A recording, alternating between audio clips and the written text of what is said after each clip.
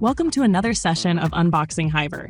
Today, I'm going to walk you through how AI tagging works and how it can, really unlock some solid impact for your team.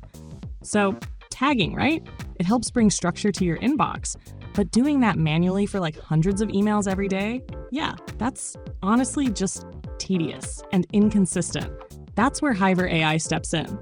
With AI tagging, it learns from how your team's been using tags before and starts applying the right ones automatically, just by understanding the context of each email. Let me just walk you through how to set this up. So first, head over to the Hiver admin panel. Then pick the shared inbox you want to work with and switch to the AI section. You'll see AI tagging listed under AI agents. Now, under the tags section, you'll find all the tags that have been created. Here's the thing, for a tag to be eligible for AI, it needs to be used at least 10 times manually. Once that's done, you can go ahead and enable AI tagging for it. Let's take the billing tag as an example. So this one's ready. We've already tagged 10 emails manually with it. And if there's anything that shouldn't be part of the training data, like a conversation that doesn't really match the tag, you can just remove it before finalizing. Once that's sorted, you can let Hiver AI take over and start tagging similar emails on its own. You can also review the tag name, description, even the tag color if you want, and then just enable it.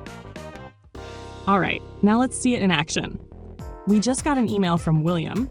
He's asking about a payment issue.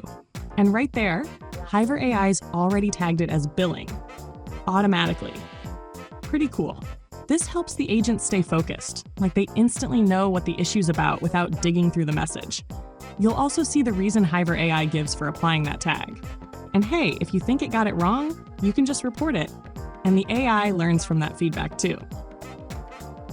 Now let's switch over to another example, the customer support tag.